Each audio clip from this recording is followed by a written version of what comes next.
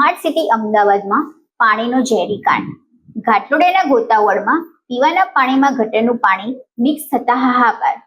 અમદાવાદના પશ્ચિમ વિસ્તારમાંથી ચોંકાવનારી અને ચિંતાજનક તસવીરો સામે આવી છે.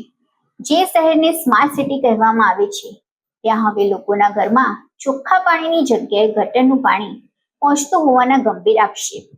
ઘાટલોડિયા વિધાનસભાના ગોતાવળમાં આવેલી આકાંક્ષા, નવરત્ન અને સર્વોદય સોસાયટી સહિત 2 થી 3 સોસાયટીમાં પીવાના પાણીમાં ગટરનું પાણી મિક્સ થતા લોકો બીમાર પડ્યા.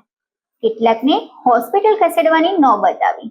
સ્થાનિકોનો આરોપ છે કે વારંવાર રજૂઆત છતાં કોર્પોરેશનને આંખ આડે કાન કર્યા અને જ્યારે લોકો પોતે જ તપાસ કરવા નીકળ્યા ત્યારે જનતાનગર લાઇન પાસે ભંગાર હોવાનું સામે આવ્યું, જ્યાંથી ગટરનું પાણી પીવાના પાણીમાં મિક્સ થતું હોવાનો દાવો.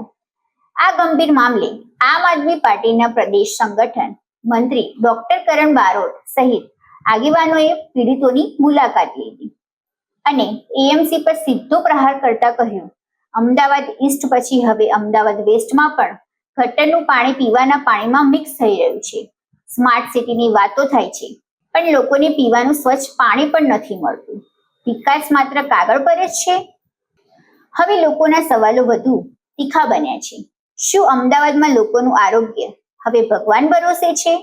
શું કોર્પોરેશન માત્ર કાગળ પર જ કામ કરે છે? આખરે હોસ્પિટલ પહોંચ્યા પછી જ કેમ તંત્ર જાગે છે?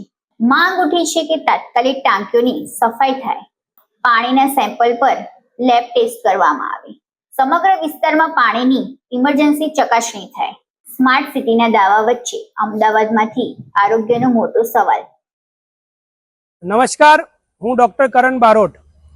આજે અમે તાજ હોટલની પાછળ જે અર્બન હેલ્થ સેન્ટર છે ત્યાં આવ્યા છીએ. આવા પાછળનું કારણ એ છે કે ઘાટલોડિયા વિસ્તારની અંદર ગોતાવળમાં આવેલી આકાંક્ષા સોસાયટી, નવરત્ન સોસાયટી, સર્વોદય સોસાયટી આવી અલગ અલગ 3-4 સોસાયટીને કનેક્ટેડ જે જગ્યા છે ત્યાં સોસાયટીમાં એક બહુ મોટો પ્રશ્ન ઉદ્ભવ્યો છે. સોસાયટીના અંદર પીવાના પાણીની અંદર ગટરનું પાણી મિક્સ થઈ ગયું છે. આ વાતની જ્યારે અમને જાણ થઈ ત્યારે અમારા ગોતા વોર્ડના ઉમેદવાર ભૌમિકભાઈ, અમારા ઘાટલોડિયા વોર્ડના ઉમેદવાર નીલભાઈ સાથે આમ આદમી પાર્ટીની ટીમ આજે જે સ્થાનિકો, અમુક લોકો પ્રાઇવેટ હોસ્પિટલમાં એડમિટ છે, અમુક લોકો અર્બન હેલ્થ સેન્ટરમાં એડમિટ છે, એ તમામ લોકોની મુલાકાત અર્થે અમે નીકળ્યા. જાણવા જેવી વાત એવી છે કે અમદાવાદ ઈસ્ટની અંદર તો પાણીની સમસ્યા ખૂબ જ મોટા પાયે છે, જે આજ સુધી એએમસી સોલ્વ કરી નથી શકી એ તો ખબર જ છે. પરંતુ હવે અમદાવાદ વેસ્ટની અંદર પણ પાણીની સમસ્યા દિવસે ને દિવસે વધી રહી છે. પીવાના પાણીની અંદર ગટરનું પાણી મિક્સ થાય છે. આજે આ આકાંક્ષા સોસાયટીની બહારની સાઈડ પણ ખૂબ જ ગંદકી છે. એ સોસાયટીની બહાર ગોતા વોર્ડનો જે બ્રિજ છે એના નીચે પણ ખૂબ જ ગંદકી છે. આ તમામ વસ્તુ હોવા છતાં આજ સુધી કોર્પોરેશન દ્વારા કોઈ પણ કાળજી રાખીને કાર્યવાહી કરવામાં આવી નથી. મહત્વનો પ્રશ્ન એ છે કે જ્યારે પીવાના પાણીની અંદર ગટરનું પાણી મિક્સ થતું હતું ત્યારે સોસાયટીના રહીશોએ પાણી પુરવઠા વિભાગમાં કોર્પોરેશનને જાણ કરી, પરંતુ કોર્પોરેશન દ્વારા એવું કહેવામાં આવ્યું કે બધું ઓકે છે. પરંતુ સોસાયટીના લોકો ખુદ જઈને પ્લાન્ટમાં તપાસ કરીને આવ્યા અને રિટર્નમાં આવતા એમને જોયું કે એક કનેક્શન છે કે જ્યાં ભંગાણ પડ્યું છે અને ત્યાં પીવાના પાણીની અંદર ગટરનું પાણી મિક્સ થાય છે. ત્યારે જો આ બધી તકલીફો, જ્યાં ભંગાણ છે, બધું જો કોર્પોરેશનના લોકોની જગ્યાએ સ્થાનિકોએ જ તપાસ કરીને કામ કરવાનું હોય તો આ સરકાર કોઈ કામની નથી. મારે ભારતીય જનતા પાર્ટી અને અમદાવાદ મ્યુનિસિપલ કોર્પોરેશન સમક્ષ થોડી માંગ રાખવી છે કે આ સોસાયટીની અંદર તમામ જે ટાંકીઓ છે એને એકદમ સાફ કરવામાં આવે, પાણીના સેમ્પલ લઈને અત્યારે તપાસ કરવામાં આવે કે પાણી હજુ પણ એમાં ગટરનું પાણી મિક્સ છે કે નહીં.